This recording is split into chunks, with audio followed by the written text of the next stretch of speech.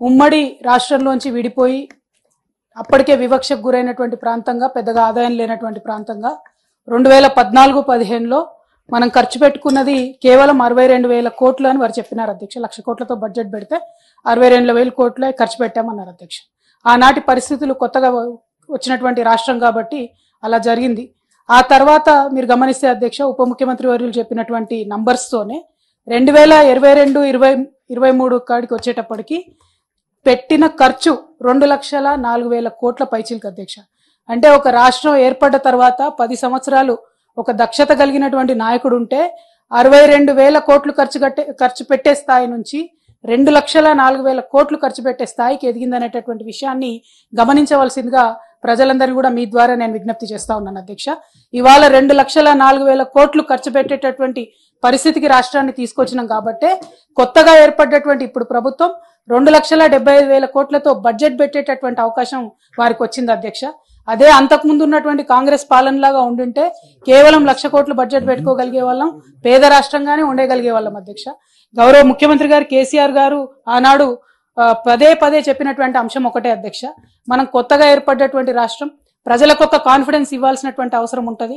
ప్రజలకు ఎంతసేపు మనం దివాలా తీసినాం, దిగాలు పడిపోయినాం, పేద రాష్ట్రం అని చెప్తే ఓవరాల్ గా కాన్ఫిడెన్స్ ఉండదు. కాబట్టి ఆ కాన్ఫిడెన్స్ ని పెంపొందించడానికి మన కష్టాలేవో మనం పడదాం, కాకపోతే ప్రజలకు మాత్రం కాన్ఫిడెన్స్ ఇద్దామని చెప్పేటటువంటి అంశాన్ని వారు ఏదైతే టేకప్ చేశారు అధ్యక్ష, it prove to be right అధ్యక్ష.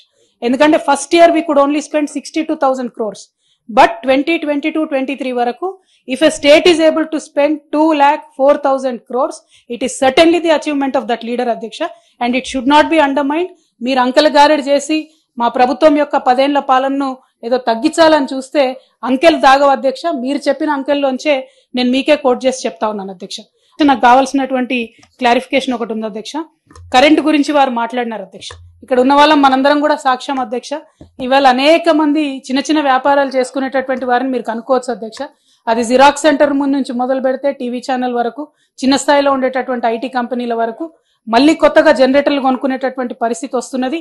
వాస్తవమా కాదు అది ప్రజలకు తెలుసు అధ్యక్ష. అబద్ధాలు ఆడితే దాగేటటువంటిది కాదు. ఇంకొకటి ఎస్పీడీసీఎల్ అధికారుల సంగతి కూడా వారు మాట్లాడుతూ చెప్పినారు అధ్యక్ష.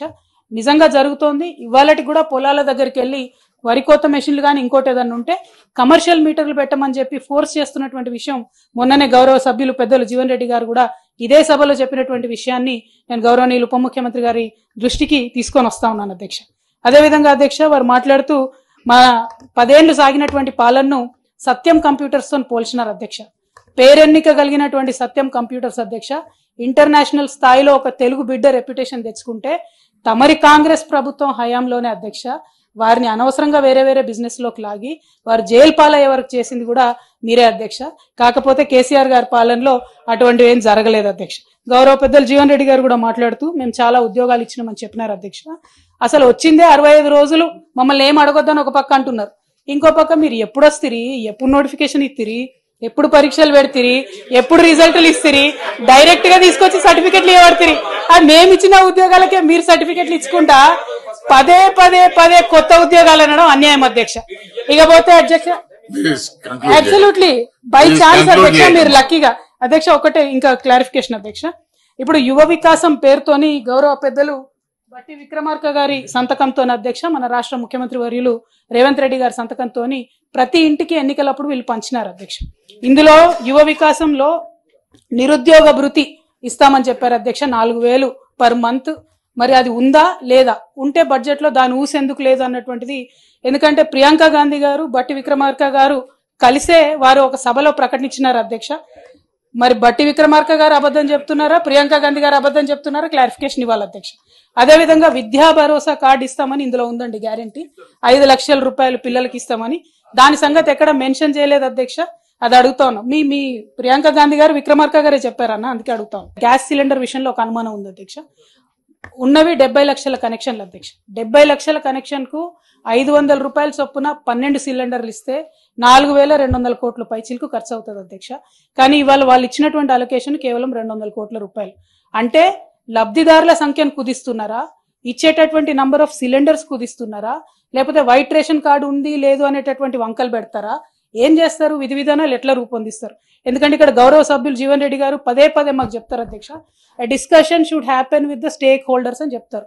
మరి ఈ విధి విధానాలు మీరు నిర్ధారించేటప్పుడు స్టేక్ హోల్డర్స్ ని, అన్ని పొలిటికల్ పార్టీస్ ని కలుపుకొని విధి విధానాలు చేస్తారా ఏంది అనేటటువంటి ప్రశ్న మాత్రం మిమ్మల్ని అడుగుతా ఉన్నాం అధ్యక్ష. అట్లా బ్రాడ్ మైండెడ్ అప్రోచ్ తీసుకోవాలని కోరుతున్నాం అధ్యక్ష. ఇక చివరి క్లారిఫికేషన్ గౌరవ ఉప ముఖ్యమంత్రి గారిని కోరేది ఏంటంటే అధ్యక్ష, 200 అధ్యక్ష, 200 ఉన్నటువంటి వారికి ఉచిత కరెంట్ ఇస్తామని చెప్పారు.